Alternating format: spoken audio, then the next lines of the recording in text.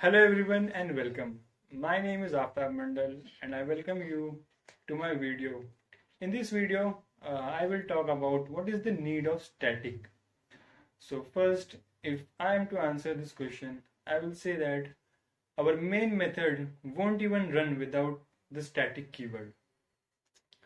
Because when JVM goes on to run the code, it will check some certain conditions.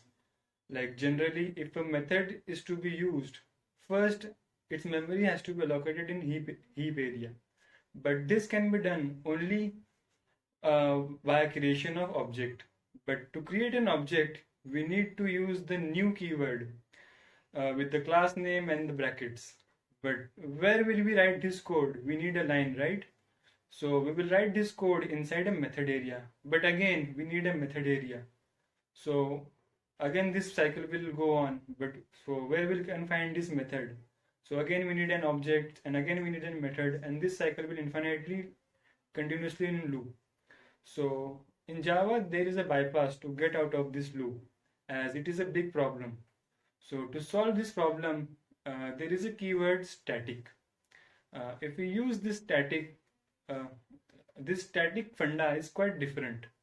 If we use this static in our method, it states that it does not need any heap memory area, or neither it does not have to wait while the object is being created. It states that um, it will just store in the method area and will ask the JVM to continue its execution process.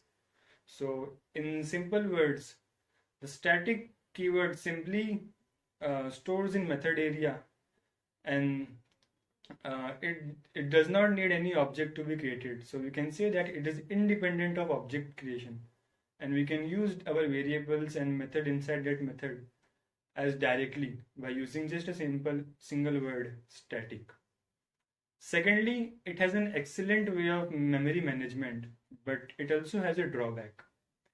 Now let's suppose these 2 points with a very example of our very own LMS. Suppose we have 300 students in our Hepshine. Each one has their own user, each one has their unique login ID and password. So, and as so we have to create that much of objects, right? But if we use the static variable here, uh, so we cannot give each and everyone their object, as it will override the variables. So it is not possible to use static here.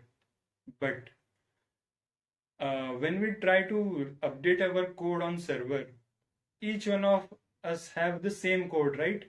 So whenever we update the code on server, the Java basically updates that code on its database server.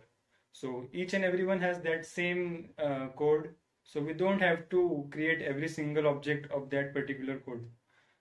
We can only create one variable for that, and so we can store it as in our method area. So we can store it inside our method, static method. In this way, it gives us a proper memory management. So that was all about the static keyword. Now let's talk about static block. Now the execution sequence of Java, it says that if it finds the static block, first it will leave everything and it will execute that particular block, and then it will go to the main method. So the Java states that if it finds the static block, it will first execute that block. So that was all about the static keyword, and I hope you learned something new from this video. So thanks for listening. I will see you in the next video. Until then, goodbye.